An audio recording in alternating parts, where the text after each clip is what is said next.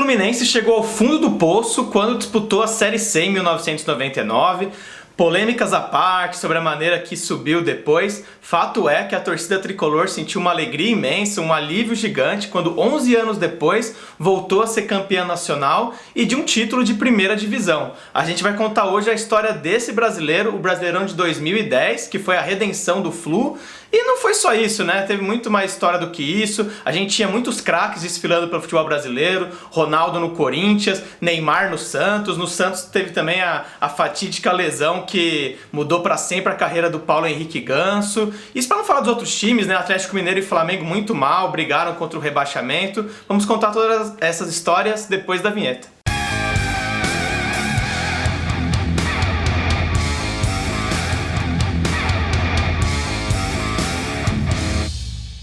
Esse vídeo é patrocinado pelo aplicativo OneFootball. Acesse o link na descrição, baixe o aplicativo, diga lá qual é o seu time preferido e acesse as notícias, veja vídeos, veja o tempo real das partidas e várias outras funções especiais do aplicativo OneFootball. Em 2010, nós tivemos pelo 8º ano seguido a repetição do regulamento, né, o formato do Brasileirão em pontos corridos, turno e retorno, todos contra todos, que é um formato que já está consagrado, né, está agora em 2019, e desde 2006 vem sendo com 20 clubes. Em 2010 a gente teve 20 times disputando o Brasileirão também. Uma particularidade desse ano, como em outros anos de Copa do Mundo ou de outros torneios, né, como Copa América, Copas Confederações, é que o torneio parou no meio. No caso, em 2010, parou nos meses de junho e julho, né, para a disputa da Copa do Mundo daquele ano na África do Sul. A gente teve 3 jogadores de times do Brasileirão que defenderam a seleção brasileira nessa Copa na África do Sul. Foram o lateral esquerdo Gilberto, do Cruzeiro, o meio-campista Kleberson, do Flamengo, e o atacante Robinho, que começou ali o brasileiro pelo Santos. Depois da Copa ele se transferiu para o Milan. Vale dizer que nessa Copa também havia um clamor popular para que o técnico Dunga convocasse Neymar e Paulo Henrique Ganso, né, as duas revelações do Santos. No final o Dunga não deu ouvidos, só levou mesmo o Ganso numa lista de suplentes, que se alguém se machucasse da lista principal dos 23, o Ganso poderia ser convocado. Foram 26 anos de espera, com períodos muito duros no meio desse tempo, até que o torcedor do Fluminense pudesse gritar novamente: é campeão brasileiro de primeira divisão. Depois do título de 1984, quando o time foi campeão com uma grande geração, que tinha o Casal 20, o Washington Assis, o paraguaio Romerito, o torcedor demorou todo esse tempo para voltar a ter um título brasileiro, né, a levantar uma taça. O time ganhou alguns cariocas, tudo mais, e se o torcedor pudesse, ele teria parado no tempo no dia 7 de dezembro de 1995, que foi quando o Fluminense, que já tinha sido campeão carioca no primeiro semestre daquele ano, ganhou de 4-1 do Santos no jogo de ida das semifinais do Brasileirão daquele ano. Então estava virtualmente classificado para a final do Brasileiro, onde faria um clássico carioca contra o Botafogo. Só que depois daquele dia, tudo mudou.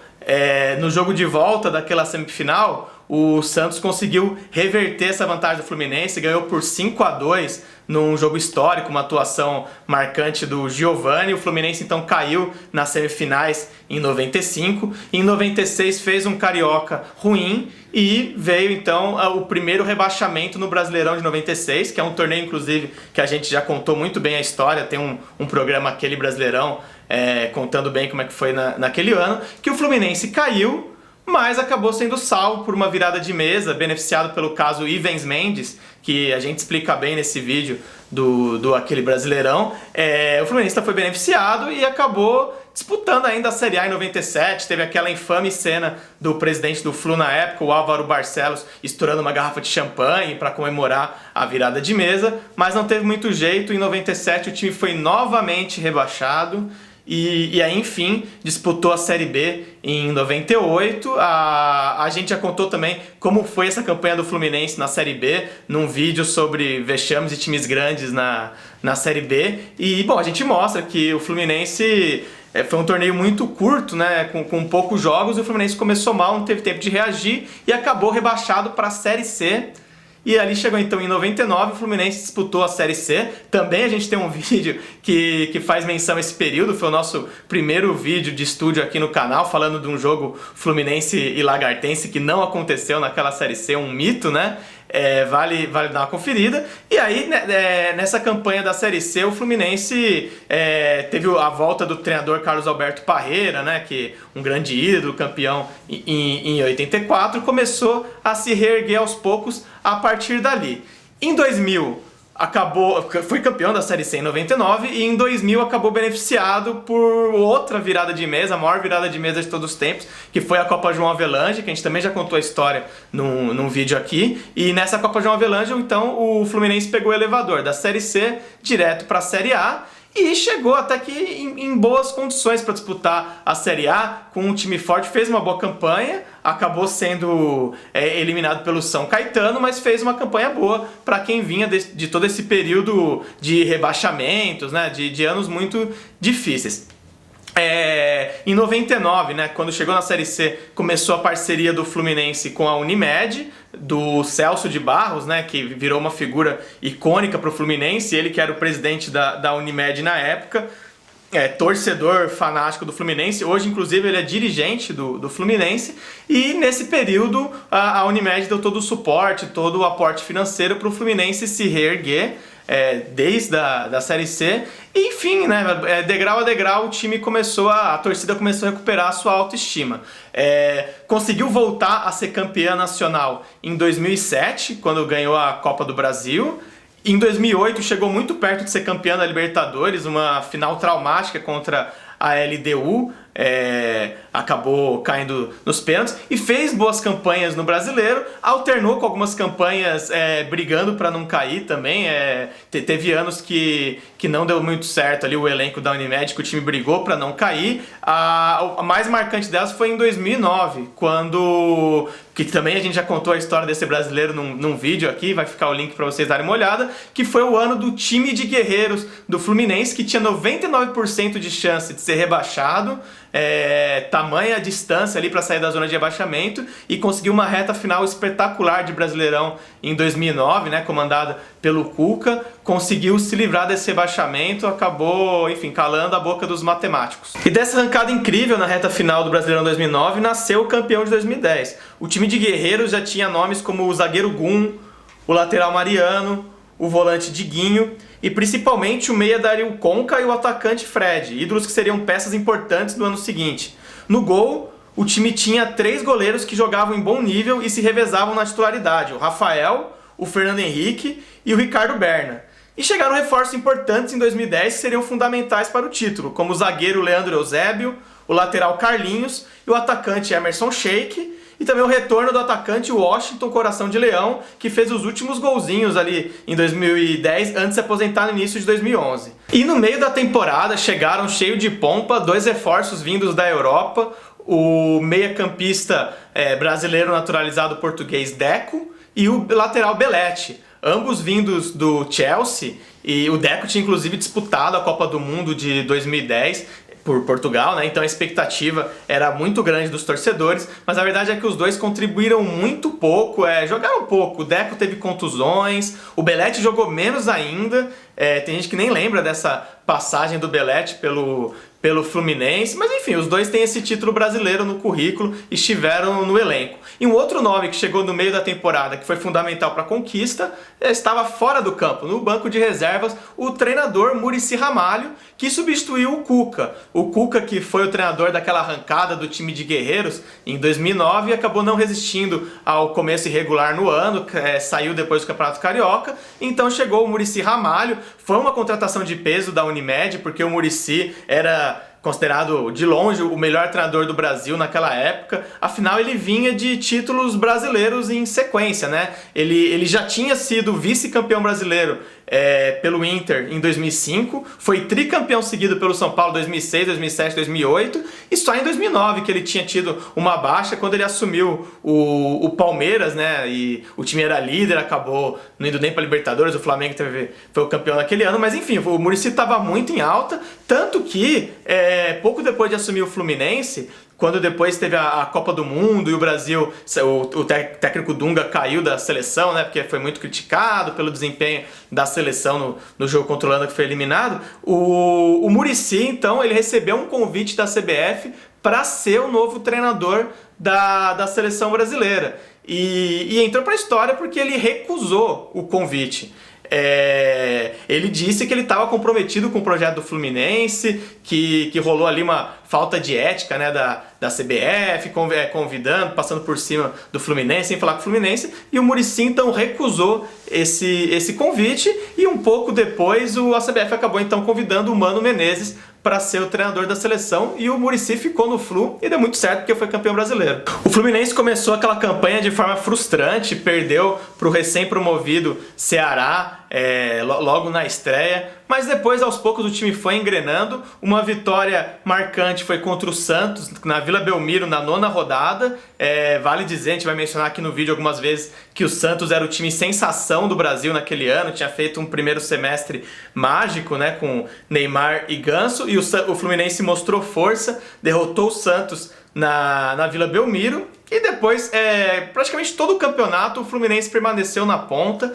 O time ganhava muitos jogos fora de casa, era uma característica dessa campanha. E teve ali os seus fiéis perseguidores que deram muito trabalho, mas o Fluminense quase sempre, né, às vezes perdia a liderança, mas quase sempre permaneceu na ponta. Quem perseguiu o Flu foi principalmente o Corinthians que começou o Brasileirão comandado pelo Mano Menezes, depois o Mano Menezes foi para a seleção, assumiu o Adilson Batista, depois ele saiu e assumiu o Tite, e depois o Cruzeiro também na reta final do campeonato chegou a incomodar o Fluminense, chegou a sonhar com o título. Chegou ali na reta final os 3 times muito embolados, e nas rodadas finais o Fluminense teve uma sequência contra 2 rivais do Corinthians, contra São Paulo e Palmeiras. E não é que as 2 partidas fora de casa, e não é que o Fluminense venceu os 2 jogos, ganhou por 4-1 do São Paulo e por 2-1 do Palmeiras. Os torcedores dos 2 times, querendo prejudicar o Corinthians, descaradamente torceram contra os seus times, teve esses momentos aí, mas os corintianos acusam os times de terem entregado esses jogos para prejudicar o Corinthians e favorecer o Fluminense. Aí já é outra história, é difícil afirmar. Vale dizer que esses 2 jogos do Fluminense contra São Paulo e Palmeiras foram na Arena Barueri. Essa é outra marca do Brasileirão 2010, que já na iminência, né, de ter Copa do Mundo em 2014 no Brasil, e com essa era das arenas, muitos estádios estavam em reforma. No caso do Palmeiras, o Palestra Itália estava em reforma, né, para depois se tornar o Allianz Parque. O Mineirão estava em reforma, o Maracanã estava em reforma. Então a gente teve muitos jogos em campos alternativos naquele ano, né, em outros estádios que não os que a gente está mais acostumados. Bom, vamos então à rodada final do campeonato. Os 3 times chegaram embolados: Cruzeiro, Corinthians e Fluminense, com chance de serem campeões na última rodada. E bom, o Corinthians não fez a sua parte para ser campeão, acabou empatando por 1-1 contra o Goiás, que já estava rebaixado. O jogo era no Serra Dourada. Fato é que, bom, se o Corinthians pelo menos ganhasse esse jogo, ele teria pelo menos assegurado a 2ª colocação do Brasileiro, que já serviria para ter vaga direta na Libertadores do ano seguinte. Acabou que empatou com o time rebaixado, caiu para terceiro, e como terceiro teve que disputar a pré-Libertadores, e foi aquele ano que o Corinthians, em 2011, enfrentou o Tolima, acabou sendo o primeiro brasileiro a cair numa pré-Libertadores. E também, uma coisa triste desse fim de ano corintiano é que acabou o ano do centenário corintiano em 2010, o time sem conquistar nenhum título. O Cruzeiro fez a sua parte, ganhou por 2-1 do Palmeiras jogando em Sete Lagoas, mas não serviu de nada, porque o Fluminense, que só dependia de si, ganhou jogando no Engenhão, né, porque o Maracanã estava em reforma. O Fluminense ganhou por 1-0 do Guarani, também já rebaixado, com gol do Emerson Sheik, e encerrou essa longa espera, 26 anos sem um título brasileiro de primeira divisão, e 11 anos depois de ter jogado, né, a Série C e também vencido, o Fluminense então era campeão brasileiro de Série A. Vamos relembrar o time que entrou em campo no jogo decisivo contra o Guarani. O Flu tinha Ricardo Berna, Mariano, Gum, Leandro Eusébio e Carlinhos. Valência, Diguinho, Júlio César, depois entrou o Washington no lugar dele, e Conca. No ataque, Emerson Sheik, depois entrou o Rodriguinho, e Fred, depois entrou o Fernando Bob, treinados por Muricy Ramalho. sem exagero, não faltavam craques no Campeonato Brasileiro daquele ano. Alguns veteranos, né? O Corinthians tinha Ronaldo e Roberto Carlos no elenco, já no fim de carreira, mas fazendo grandes jogos. O Santos tinha Neymar despontando. O Cruzeiro tinha um outro jogador que estava num nível excepcional, que era o Walter Montijo, o argentino, quase levou o Cruzeiro a ser campeão naquele ano, jogou muito. Mas o craque mesmo do Brasileirão, a gente não pode discordar, foi uma unanimidade, que foi o Darío Conca, um outro argentino, o argentino do Fluminense. Ele tinha uma concorrência grande dentro do próprio elenco do Flu, que tinha alguns dos maiores ídolos da história recente do time, como o Washington, o Fred, mas ninguém brilhou tanto naquele Brasileirão como o Darío Conca. Ele foi líder disparado de assistência, jogou todas as partidas daquele Brasileirão, um fato raríssimo para um jogador de linha. Foi líder disparado de assistências, né? E fez 9 gols, um número alto para um meio campista. Ele estava tão bem naquele campeonato, foi uma coisa tão espetacular, que chegou a ter uma especulação para naturalizá-lo, para ele defender a seleção brasileira. Veja só, porque ele só defendeu seleções de base da Argentina, até uma injustiça. Pelo que ele jogou aquele ano, também teve campanha na Argentina para ele ser convocado, mas no Brasil ele era mais conhecido e chegou a ter esse movimento: vamos naturalizar Darío Conca. Já pensou?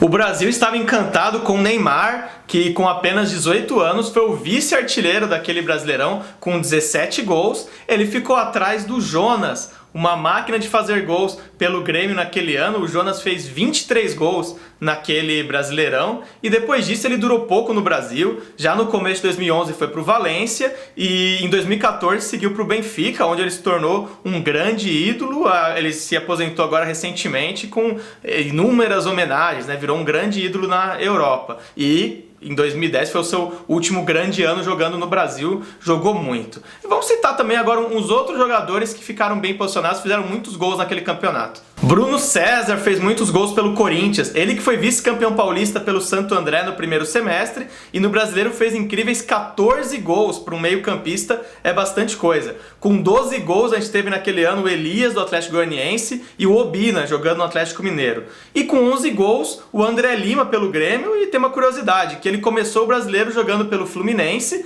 então ele também foi campeão brasileiro, mas foi com o Grêmio que ele anotou 11 gols, e também teve com 11 gols o Louco Abreu, fazendo jogos muito loucos pelo Botafogo naquele ano. O Corinthians terminou o Brasileirão de 2010 só com 3 pontos a menos que o Fluminense, então não é exagero a gente falar que o time chegou muito perto de ser campeão brasileiro. E se tivesse sido, né, tivesse ali uma vitóriazinha a mais, uma vitóriazinha, um empate, ia ser uma coisa muito diferente, ia ser um campeão com 3 treinadores durante a campanha. Imagina, não é uma coisa comum, né? Geralmente pensa em projetos, em times que mantêm os técnicos. Bom, o Corinthians, o primeiro treinador que saiu foi o Mano Menezes, porque foi convidado para a seleção brasileira, e depois chegou o Adilson Batista. E o jogo que custou a cabeça do Adilson Batista é esse que a gente vai eleger como o grande jogão daquele brasileiro. O cenário era o seguinte: 29ª rodada, o Corinthians lutando pela liderança, enfrentou no Pacaembu lotado com 30 mil pessoas o Atlético Goianiense, que brigava para se distanciar da zona de rebaixamento. Enfim, parecia uma coisa muito lógica que o Corinthians ia passar o trator, né? E começou assim mesmo, logo aos 2 minutos o Corinthians abriu o placar com o gol do Leandro Castan.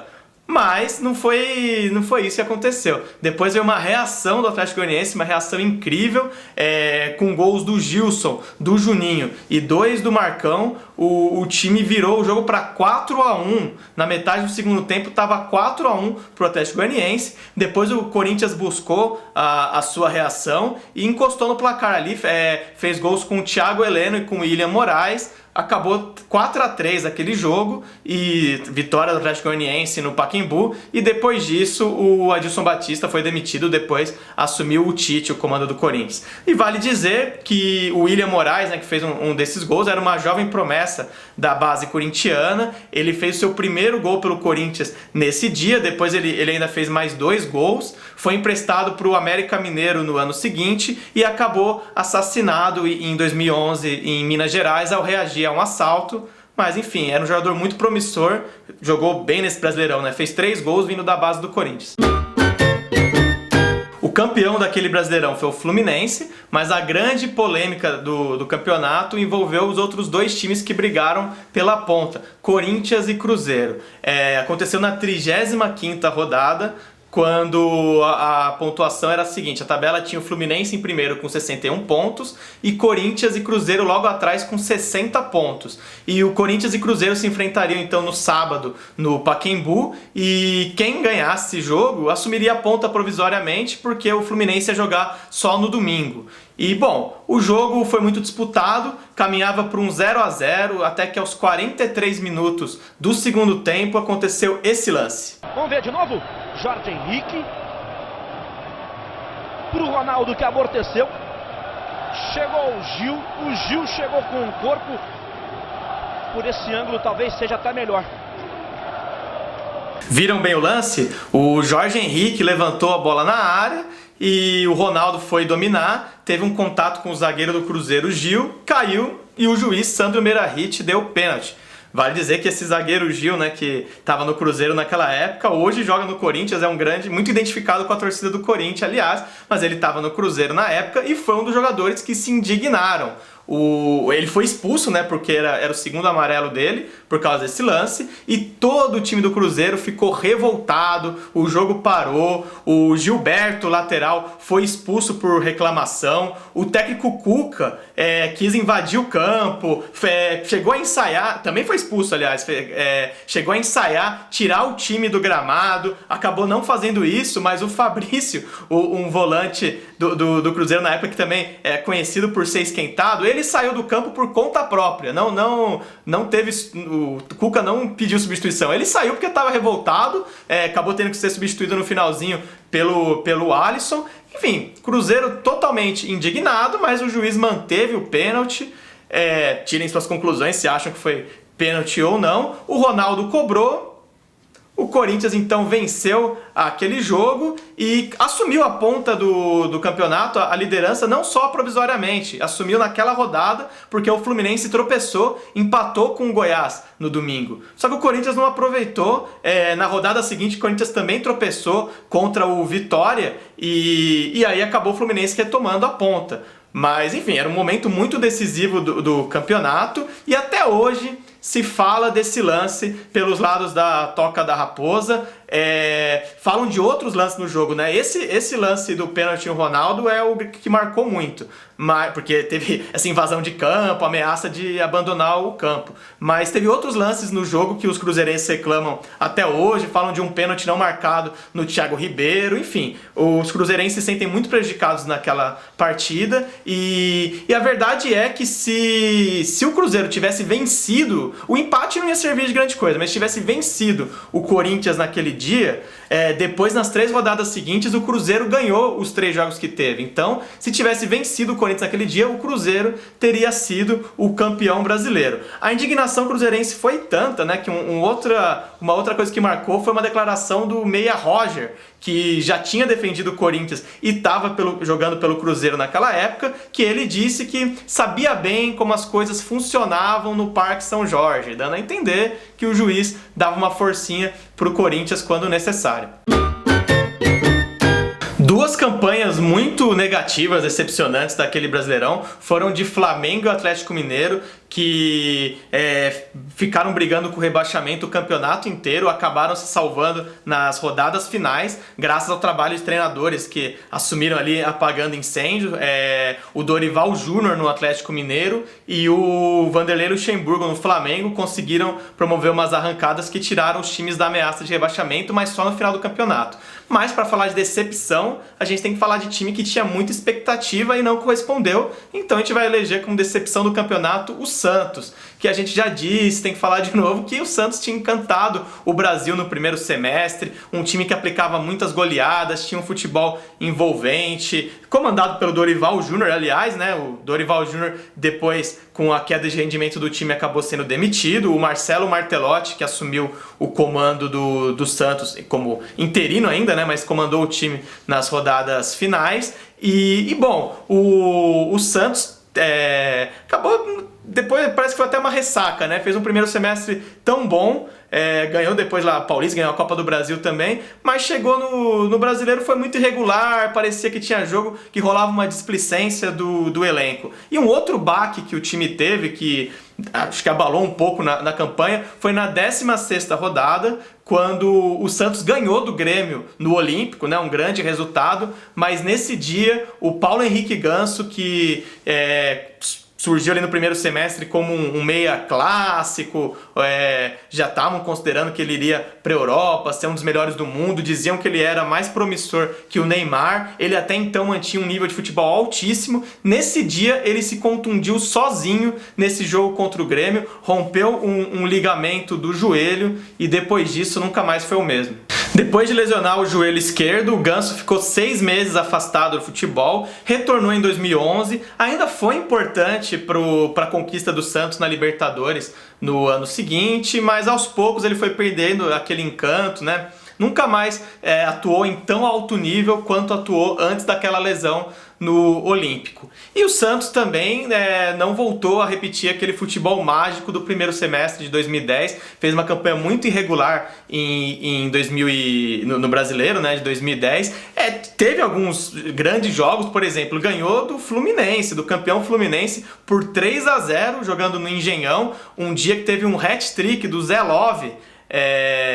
Quer saber, aliás, mais por onde anda o Zé Love? A gente falou disso outro dia, na descrição vai ter o link aí do programa para você saber cadê o Zé Love hoje em dia. Ele era um dos nomes desse time do Santos e foi o grande destaque dessa vitória por 3-0 contra o Fluminense, mas o Santos alternava também com partidas medonhas, como uma derrota para o Grêmio Prudente, o time que foi o lanterna do Brasileiro. O Santos perdeu na Vila Belmiro por 3-2 para o Grêmio Prudente, e pior, foi no dia que o Pelé completou 70 anos, né? No dia seguinte do aniversário de 70 anos do Pelé, era um jogo marcado por homenagens e o Santos foi derrotado pelo Grêmio Prudente por 3-2. Acabou que o Santos acabou só na 8ª colocação, muito longe das expectativas que foram criadas. Pensaram mesmo que o Santos tinha time para ser campeão brasileiro naquele ano, terminou bem longe disso. E um outro jogo da campanha santista que a gente vai destacar também nesse bloco foi uma vitória do Santos por 4-2 contra o Atlético Goianiense na Vila Belmiro. Nesse dia o Neymar foi impedido de bater um pênalti e acabou brigando com o treinador, acabou ali cometendo uma indisciplina na frente de todo mundo, discutiu com o Dorival Júnior, que era o técnico dele. Isso aí, enfim, gerou um grande mal-estar, e depois do jogo o René Simões, que era o técnico do Atlético Goianiense, deu uma entrevista que entrou para a história, quando ele disse que nunca tinha visto na carreira um jogador tão mal educado quanto o Neymar e que estávamos criando um monstro. Até hoje, quando o Neymar dá umas pisadas na bola, muita gente fala: lembra quando o René Simões disse que a gente estava criando um monstro, mimando demais? Pois foi nesse Brasileirão de 2010 que isso aconteceu. Hoje em dia, a torcida do Atlético Paranaense tem até que se acostumado a ver o time disputar competições internacionais, jogar a Libertadores. Em 2010 isso ainda não era tão comum, apesar de já terem acontecido, né? A primeira classificação do Atlético para a Libertadores foi em 99, de 99 para 2000, né? Quando o time venceu a seletiva da Libertadores. A gente já fez um programa contando essa história, tá na descrição aqui do vídeo. Depois, em 2005, né, quando foi visto o Brasileirão 2004, o time jogou a Libertadores 2005, foi vice-campeão.